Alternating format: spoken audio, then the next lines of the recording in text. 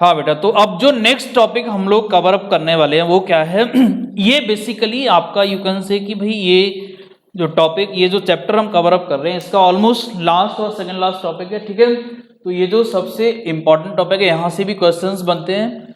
कौन सा टॉपिक है ये? That topic is heating effect of current. Heating effect of current. तो अभी मैंने आपको क्या बताया? अभी मैंने आपको सीरीज पैरेलल कॉम्बिनेशन के बारे में बताया, फाइन। एंड देन अब जो ये टॉपिक है हमारा, ये भी रेजिस्टेंस से डिपेंडेंसी रखता है। And heating effect of current क्या है, इसको समझने की कोशिश करते हैं। देखिए, तो जनरली अगर मान लो हमारे पास कोई इलेक्ट्रिकल इंस्ट्रूमेंट है, मे बी वो बल्ब हो सकता है या फिर कुछ और हो सकता है, कुछ भी हो सकता है। अगर ये सपोज करो किसी बैटरी या किसी भी सेल के साथ कनेक्टेड है, ये बल्ब हो सकता है, फैन हो सकता है, कोई भी इलेक्ट्रिकल ऑपरेटेड इंस्ट्रूमेंट है जो इलेक्ट्रिसिटी से ऑपरेट होता है, तो आपने देखा होगा कि भाई जब इसको हम ऑपरेट करते हैं, जब ये वर्क करता है, जब वर्किंग मोड में होता है, तो ये ऑपरेटर्स गर्म हो जाता है, कुछ गर्म हो जाता है, इसका टेम्परेचर कुछ बढ़ जाता है, फाइन। तो क्वेश्चन ये आता है कि इसका टेम्परेचर कहां से, किस वजह से बढ़ा, क्यों बढ़ा, क्या वजह है टेम्परेचर बढ़ने की, फाइन। तो यहां पर इसको समझने की कोशिश करते हैं कि भाई टेम्परेचर जो रेज हो रहा है इसका, इसके पीछे वजह क्या है, ये टेम्परेचर क्यों बढ़ा, ठीक है।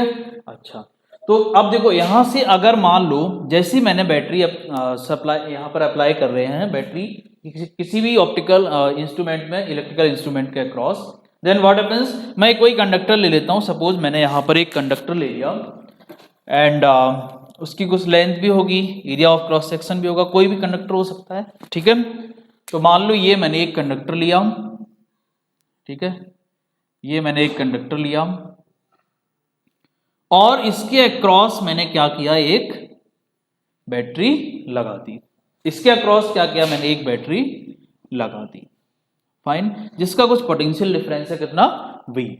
तो आपको पता है कि भाई जैसे ही इसमें से करंट फ्लो होगा इस कंडक्टर के अंदर, तो क्या होगा, आप देखोगे थोड़ी देर बाद जैसे ये वर्क करेगा conductor, after a certain time ये क्या होगा, कंडक्टर हॉट होना स्टार्ट हो जाएगा, कंडक्टर गर्म होना स्टार्ट हो जाएगा, फाइन। तो अब ये गर्म क्यों हुआ, ये हमें समझना है। तो बेटा ध्यान से समझो, मैंने अभी आपको बताया कि रेजिस्टेंस नाम की एक इंपॉर्टेंट प्रॉपर्टी होती है किसी हर एक कंडक्टर में। तो वो प्रॉपर्टी क्या करती है, वो करंट को अपोज करने का काम करती है। मींस जो चार्जेस फ्लो हो रहे हैं किसी कंडक्टर में, उन चार्जेस को रोकती है, फ्लो होने से रोकती है, अपोज करती है, उनका विरोध करती है, फाइन।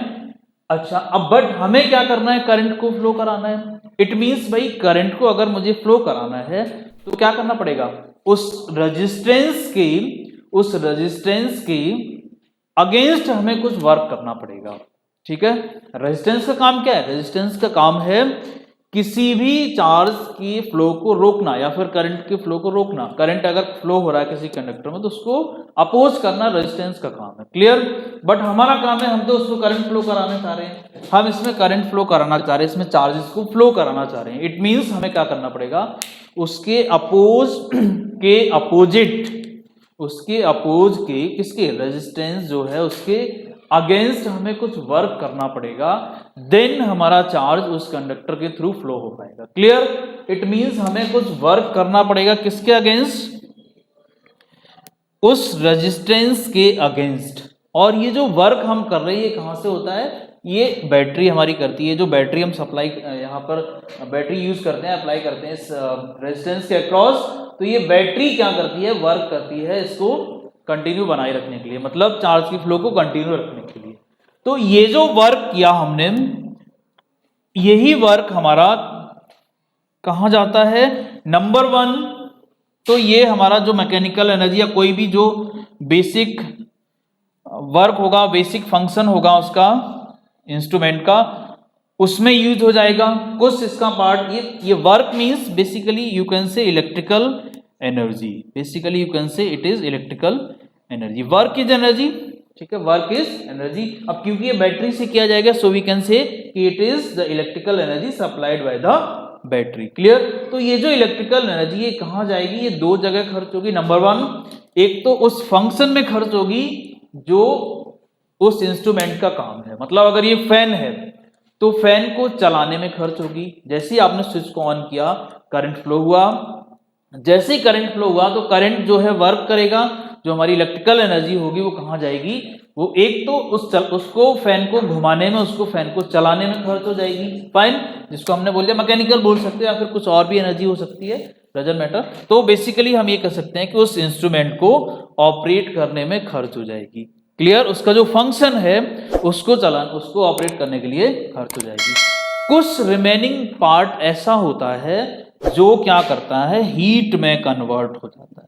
कुछ रिमेनिंग पार्ट ऐसा होता है जो हीट में कन्वर्ट हो जाता है। क्लियर, तो यही जो यहां पर हीट में कन्वर्जन हो रहा है हमारी इलेक्ट्रिकल एनर्जी का, दैट फिनोमेना और दैट प्रोसेस और that transformation is known as heating effect of current. Heating effect of current. तो बेटा यहां पर बहुत इंपॉर्टेंट चीज समझनी है आपको कि जो हमने यहां से इलेक्ट्रिकल एनर्जी सप्लाई की किसको, कंडक्टर के अंदर चार्ज फ्लो कराने में, तो वो एनर्जी हमारी दो जगह गई। नंबर वन, एक तो इंस्ट्रूमेंट का फंक्शन जो होगा उसमें यूज होगी, नंबर टू कुछ पार्ट उसका कहां जाएगा, हीट में जाएगा, हीट में कन्वर्ट हो जाएगा, फाइन, तो ये उसमें चली जाएगी। क्लियर है? अच्छा, तो अब यहां पर अगर हम समझने की कोशिश करें भाई कि हीट वाली एनर्जी तो वेस्टेज है ना। हीट, अगर एक फैन चल रहा है और वो गर्म हो रहा है, तो वो गर्म हो रहा है मींस हीट, कुछ एनर्जी, कुछ इलेक्ट्रिकल एनर्जी हीट में जा रही है, तो वो तो वेस्टेज है, कोई काम नहीं उसका। क्लियर, तो क्या हम इसको एक कंस्ट्रक्टिव वे में यूज कर सकते हैं? क्या हम इसी इफेक्ट पर बेस्ड कुछ इंस्ट्रूमेंट डिजाइन कर सकते हैं जो केवल और केवल हीटिंग इफेक्ट पर ही बेस्ड हो? मतलब जो करंट से हीट प्रोड्यूस हो रही है, क्या वो उसी पर ऑपरेट हो रहे हैं, उसी के थ्रू ऑपरेट हो? क्या हम ऐसे इंस्ट्रूमेंट डिजाइन कर सकते हैं? मींस हम यहाँ पर क्या हीटिंग इफेक्ट के कुछ एप्लीकेशंस के बारे में समझ सकते हैं, उनको भी पढ़ेंगे, ठीक है। बट उससे पहले मैं आपको यहाँ एक चीज बताता हूँ कि ये जो हमने इलेक्ट्रिकल एनर्जी सप्लाई की इसकी वैल्यू क्या होगी, या फिर ये कह लो कि जो हीट, अगर मान लो ये जो फंक्शन है इसमें एनर्जी ना जाए, हम ये मान लें कि सारी की सारी हीट कहाँ जा रही है, सारी की सारी जो इलेक्ट्रिकल एनर्जी है वो हमारी हीट में अगर कन्वर्ट हो जाए तो कितनी हीट जनरेट होगी अगर हम उस इंस्ट्रूमेंट को कुछ टाइम तक ऑपरेट कर रहे हैं। क्लियर, तो बेसिकली हम इसकी तो बात नहीं करने वाले यहाँ पर, उसका फंक्शन जो होगा, उसका जो वर्क होगा उस इंस्ट्रूमेंट का, वो तो होगा ही, ठीक है, तो हम उससे हमारा कोई लेना देना नहीं है। बेसिकली हम इसके हीटिंग इफेक्ट पर बात करेंगे। क्लियर, तो बेटा हीटिंग इफेक्ट का एक बहुत कंस्ट्रक्टिव वे में भी यूज किया गया। कैसे यूज किया गया?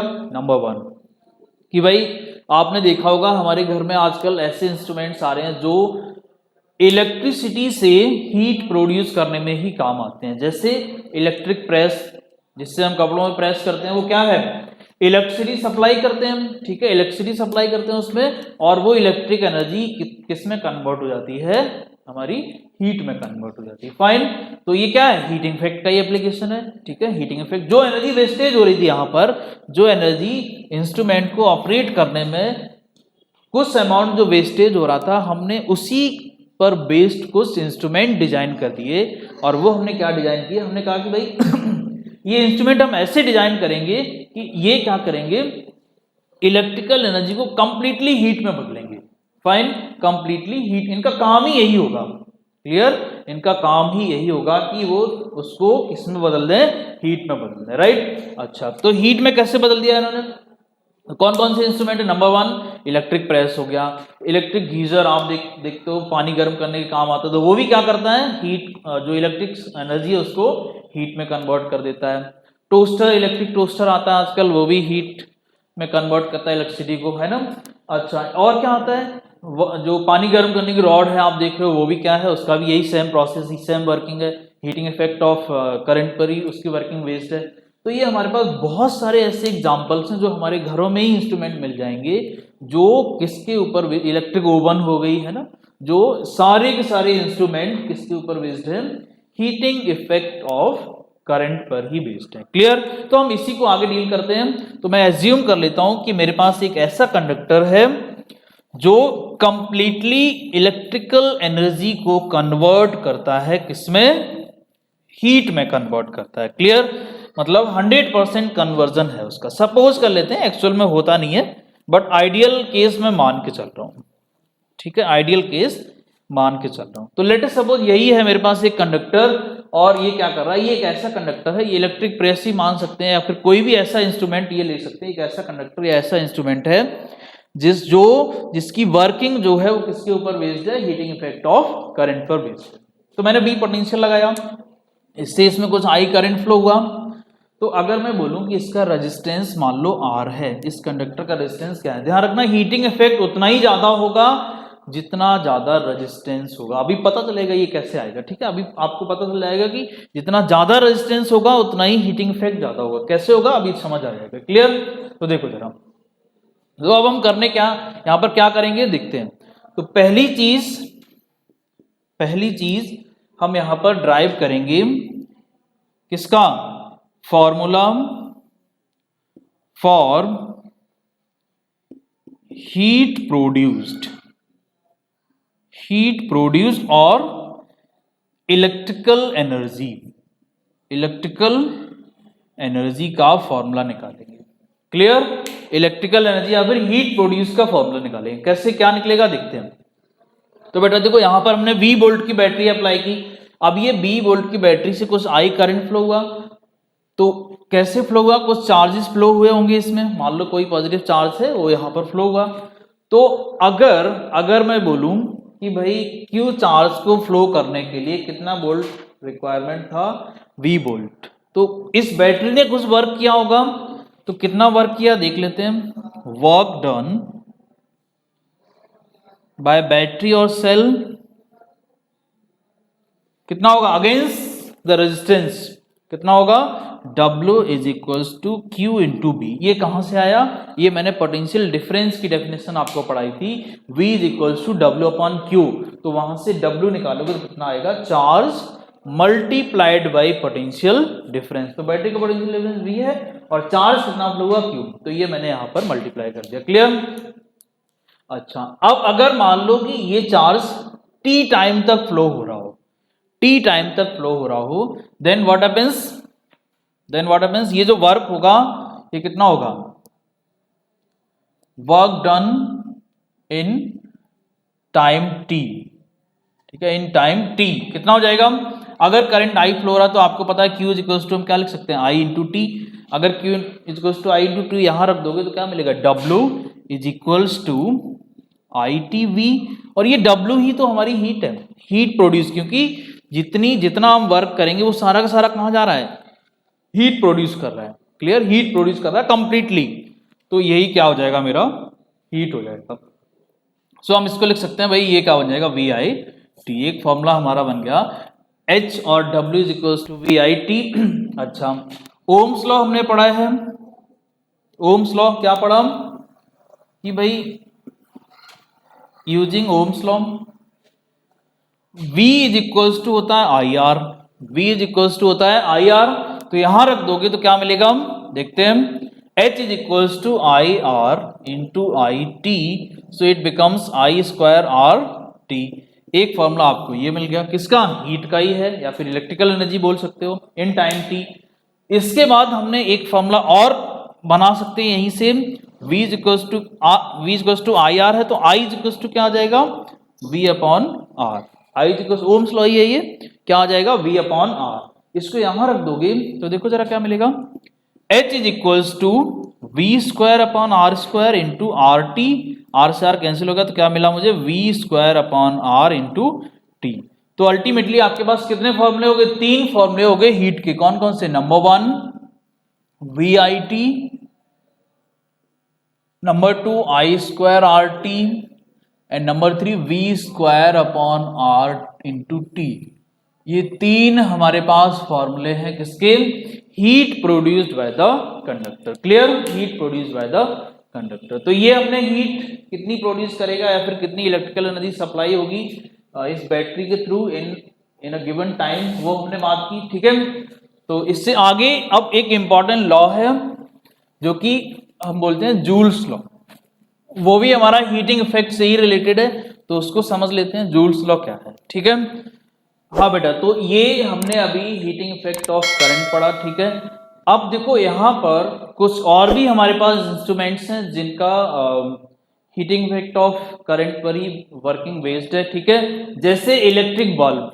इलेक्ट्रिक बल्ब क्या है, तो अगर यहाँ पर मैं एप्लीकेशन ऑफ हीटिंग इफेक्ट की बात करूं तो ये तो हमने अभी आपको बहुत सारे एप्लीकेशंस बताए। क्या क्या बताया? नंबर 1 इलेक्ट्रिक गीजर, ठीक है, electric press, oven, electric oven, electric toaster, water जिससे आप गर्म करते हो, वो सारे के सारे जो वर्किंग है सबकी किसके ऊपर बेस्ड है? Electric effect, heating effect of current पर ही बेस्ड है। क्लियर? उसके बाद मैंने ये फॉर्मूला सब ड्राइव करवाया आपके लिए कि कितनी हीट प्रोड्यूस होती है इन अ गिवन टाइम, तो वो आपने देखा। अब यहां पर एक लॉ दिया गया, that law is joules law of heating effect. Joules law of heating effect, joules law of heating effect. Clear? तो ये क्या लॉ है, इसमें क्या बताया गया? तो बेटा यहां पर आप देखो, ये जो यहां पर ये फॉर्मूला लिखा हुआ है H is equals to I square R T, इसी से ये लॉ ड्राइव्ड किया गया। और क्या बोला गया इस लॉ में, आप देख रहे हो फॉर्मूले को, कि भाई जो हीट है मेरी, जो हीट प्रोड्यूस्ड होती है किसी भी कंडक्टर में, ये किसके ऊपर डिपेंड है? पहली चीज ये डिपेंड है square of the current flowing in that conductor. Means क्या है कि अगर मैंने करंट को डबल कर दिया तो जो हीट प्रोड्यूस हो रही होगी वो क्या हो जाएगी? 4 टाइम्स हो जाएगी। अगर मैंने करंट को डबल कर दिया तो डबल का स्क्वायर 4 टाइम्स हो जाएगी क्या? हीट जो प्रोड्यूस हो रही है। इट मींस ये डायरेक्टली डिपेंड है आई स्क्वायर के। दूसरा ये किसके ऊपर डिपेंड है? It depends on resistance. Means अगर जितना ज्यादा रेजिस्टेंस होगा कंडक्टर का उतनी ही ज्यादा हीट प्रोड्यूस होगी, जितना ज्यादा रेजिस्टेंस होगा कंडक्टर का उतनी ज्यादा हीट प्रोड्यूस होगा। तीसरा किसके ऊपर डिपेंड है? इट डिपेंड्स ऑन टाइम, मतलब जितने टाइम तक हम करंट फ्लो कराएंगे उतनी ज्यादा हीट प्रोड्यूस होगी। तो ये 3 पैरामीटर जो है इन्हीं को हम बोलते हैं Joule's law of heating effect. तो अगर ये एग्जाम में आता है कि write down the Joule's law of heating effect, तो क्या लिखोगे? According to Joule's law of heating effect, पहला case, heat produced in any conductor is directly proportional to the square of the current. Number 2, heat produced in any conductor is directly depends on the resistance of that conductor. And third, it depends on the time for which current is flowing in that conductor. Clear? अच्छा, अब इसमें कुछ और भी applications हैं किसके? Heating effect के। Applications of कुछ तो मैंने आपको बता दिए, applications of heating effect, heating effect of current. तो इसमें 2 हमारे ऐसे एप्लीकेशंस जो बहुत इंपॉर्टेंट एप्लीकेशंस हैं। उसमें सबसे पहला एप्लीकेशन क्या है? Electric bulb. जो आप इलेक्ट्रिक बल्ब की वर्किंग देखते हो, ये इलेक्ट्रिक बल्ब की वर्किंग क्या है? ये completely heating effect of current पर बेस्ड है। क्लियर? मींस इसमें एक फिलामेंट होता है। जैसे सपोज करो ये क्या है, मेरे पास एक बल्ब है जिसके अंदर एक फिलामेंट है। तो जैसे ही ये फिलामेंट है, इसको फिलामेंट बोलते हैं। तो जैसे ही इस फिलामेंट के अंदर करंट फ्लो होता है तो क्या होता है? ये फिलामेंट रेड हॉट हो जाता है, ये गर्म हो जाता है, और फिर इसमें से क्या होता है? लाइट प्रोड्यूस होना स्टार्ट हो जाती है। तो हम ये कह सकते हैं कि भाई बल्ब का काम क्या है? इलेक्ट्रिकल एनर्जी को लाइट एनर्जी में कन्वर्ट कर देता है। क्या कर देता है? लाइट एनर्जी में कन्वर्ट कर देता है। कैसे होता है ये होता किस प्रोसेस के थ्रू है? हीटिंग इफेक्ट ऑफ करंट के थ्रू। तो पहले ये रेड हॉट होगा, पहले ये गर्म होगा। आफ्टर दैट जब गर्म हो जाएगा तो रेडिएशन प्रोड्यूस करेगा, लाइट प्रोड्यूस करेगा, फिर हमें ये रोशनी मिलती है। क्लियर? अच्छा, अब ये क्वेश्चन यहाँ पर बहुत जनरली पूछ लिया जाता है कि ये जो फिलामेंट है ये किस मटेरियल का बना होता है? ये फिलामेंट किस मटेरियल का बना? इतना हल्का सा होता है फिर भी ये जलता नहीं है, टूटता नहीं है। इतना हाई वोल्टेज, हाई टेम्परेचर होने के बावजूद भी ये टूटता नहीं है। तो ये किस मटेरियल का है? तो पहले जो फिलामेंट है ये मेरा, ये बेसिकली टंगस्टन का बना होता है। ठीक है, टंगस्टन का बना होता है, ध्यान रखना। अब ये टंगस्टन क्या है? टंगस्टन एक मेटल है, और ये टंगस्टन का ही क्यों बनाया जाता है? क्योंकि टंगस्टन के अंदर कुछ इंपॉर्टेंट प्रॉपर्टीज होती हैं जो कि एक फिलामेंट के लिए रिक्वायर्ड है। क्लियर? क्या क्या प्रॉपर्टीज हैं वो बताता हूं मैं आपको।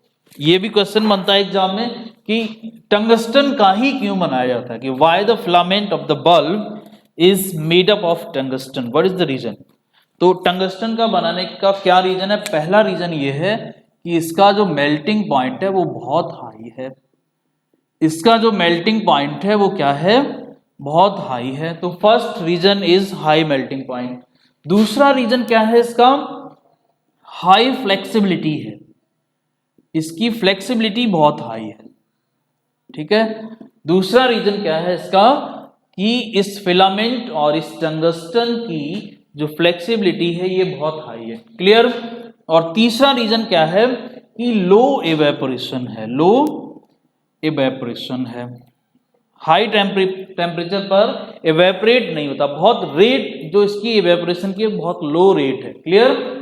लो rate, you can say low rate of evaporation means evaporation की रेट बहुत कम है। तो ये तीन इंपॉर्टेंट प्रॉपर्टीज हैं जिसकी वजह से ये फिलामेंट हमारा किसका बनाया जाता है, टंगस्टन का बनाया जाता है, क्लियर। तो ये आपने समझ लिया इलेक्ट्रिक बल्ब जो कि हीटिंग इफेक्ट पर बेस्ड है। अब एक और इंस्ट्रूमेंट है, एक और जो ऑपरेटर्स है वो क्या है, नंबर 2 जो है हमारा वो है इलेक्ट्रिक फ्यूज, इलेक्ट्रिक फ्यूज। अब ये भी, इसकी वर्किंग भी कंप्लीटली किसके ऊपर बेस्ड है, application of like heating effect of current पर ही बेस्ड है, ठीक है। अब इसमें क्या होता है कि भाई ये भी एक पतला सा वायर होता है, ठीक है, उसके अंदर जो है ऊपर से कवरिंग करी जाती है, ग्लास कवरिंग होती है, ठीक है। तो ये फ्यूज क्या काम करता है, फ्यूज जनरली हमारे जो इलेक्ट्रिकल इंस्ट्रूमेंट्स हैं उनको डैमेज होने से बचाता है। अगर करंट हाई फ्लो हो जाए, अचानक से फॉल्ट हो जाए, कोई बहुत हाई अमाउंट ऑफ करंट अगर सर्किट में आ जाए, तो ये फ्यूज क्या करता है, फ्यूज एकदम से जल जाएगा। ये जो वायर होगा फ्यूज के अंदर, ये बहुत हाई रेजिस्टेंस वाला वायर होता है, तो एकदम से ये जल जाएगा एंड व्हाट हैपेंस कि सर्किट ब्रेक कर देगा, क्लियर। तो ये बेसिकली किसके ऊपर बेस्ड है, हीटिंग इफेक्ट ऑफ करंट पर बेस्ड है। एप्लीकेशन क्या है इसका, हमारे हमारे जो इलेक्ट्रिकल इंस्ट्रूमेंट्स हैं उनको डैमेज करने से बचाता है, क्लियर। अच्छा, एक क्वेश्चन और कभी कभी बन जाता है, वो क्या बनता है कि भाई इलेक्ट्रिक बल्ब के अंदर कौन सी गैसेस होती हैं। तो जनरली हम वो गैसेस भरते हैं जो रिएक्ट नहीं करती हैं, ठीक है, क्योंकि हीट बहुत ज़्यादा प्रोड्यूस हो जाती है अंदर उसके, तो वो हीट रिएक्ट ना करें ऐसी गैसेस को हम फिल करते हैं। जनरली नाइट्रोजन वगैरह होती है, ठीक है। तो ये क्वेश्चंस यहाँ पर बन जाते हैं। एंड लास्ट जो टॉपिक है हमारा इस चैप्टर का वो क्या है, इलेक्ट्रिक पावर, ठीक है। तो इसको भी कर देते हैं खत्म। लास्ट जो टॉपिक हमारा है वो इलेक्ट्रिक पावर है। तो इलेक्ट्रिक पावर आपने 9th में भी पढ़ा है। इलेक्ट्रिक पावर ना पढ़ के वहां पर कौन सी पावर पढ़ी थी, जनरली पावर के बारे में डील किया था। तो अब यहाँ पर इलेक्ट्रिक पावर क्या है वो देखते हैं। तो बेटा जो इलेक्ट्रिक पावर है किसी भी किसी भी इलेक्ट्रिकल इंस्ट्रूमेंट की, किसी भी इलेक्ट्रिकल इंस्ट्रूमेंट की इलेक्ट्रिक पावर क्या है, it is basically defined as heat produced per unit time, अगर वो हमारा हीटिंग इफेक्ट पर बेस्ड है। और अगर कोई दूसरा इलेक्ट्रिकल इंस्ट्रूमेंट है तो उसको हम ये भी लिख सकते हैं कि work done by this instrument per unit time is called electric power. और electric energy supplied by the battery or you can say electric energy consumed by that conductor or consumed by that you can say instrument per unit time is known as power, clear. So heat produced per unit time or electric energy consumed per unit time is called electric power. तो इसका formula देख लेते हैं, बहुत सारे फॉर्मूले बन जाएंगे क्योंकि H के बहुत सारे फॉर्मूले हमारे पास, 3 फॉर्मूले देख रहे हो आप यहाँ पर। तो P के क्या बनेंगे, एक बन जाएगा VI, एक क्या बनेगा जब दूसरा वाला यूज करोगे ये वाला तो क्या बनेगा I²R, और तीसरा क्या बनेगा, तीसरा बनेगा V²/R। तो ये तीसरा बन गया, क्लियर। SI यूनिट क्या होती है इसकी, SI यूनिट इज वॉट, और यहां से देखो जूल पर कूलम, और जूल पर सेकेंड, नॉट कूलम, जूल पर second. It is the electrical SI unit of electric power और इलेक्ट्रिकल पावर। क्लियर? ये एसआई यूनिट हो गई, ये हमारे फॉर्मुलेज हो गए, ये हमारा एक जनरल फॉर्मूला हो गया। तो इन्हीं में से हम यूज करके क्या करेंगे, बहुत आसानी से पावर को कैलकुलेट कर लेंगे। क्लियर? एंड देन एक आ जाता है commercial unit of electric energy, commercial unit of electric energy, जिसमें हम जो मीटर हमारा घरों में लगा होता है, ये मीटर किस यूनिट में इलेक्ट्रिकल एनर्जी को मेजर करता है। वो यूनिट्स आप देखते हो मीटर के अंदर जो यूनिट्स बन के आती हैं कि भाई 1 यूनिट खर्च होगी, 2 यूनिट खर्च होगी, 3 यूनिट खर्च होगी, तो ये यूनिट्स आप कैसे निकालते हो? तो इसके लिए हम क्या करते हैं, कॉमर्शियल यूनिट कैलकुलेट करने का एक फॉर्मूला होता है, और ये फॉर्मूला इलेक्ट्रिक एनर्जी कैलकुलेट करने का है, ना कि इलेक्ट्रिक पावर। ध्यान रखना, ये फॉर्मूला किसका है? इलेक्ट्रिक एनर्जी कैलकुलेट करने का। फॉर्मूला क्या है? यूनिट क्या है? ये यूनिट हमारी है किलोवाट आवर। ये तो होगी कॉमर्शियल यूनिट। अब इस किलोवाट आवर को कैलकुलेट कैसे करोगे? इसको kWh से रिप्रेजेंट करते हैं, kWh। और kWh कैलकुलेट करने का क्या तरीका है? Watt multiplied by hour upon 1000। ठीक है? सो 1 किलोवाट और 1 यूनिट जो आपके मीटर में आती है, उसको कैलकुलेट कैसे करोगे?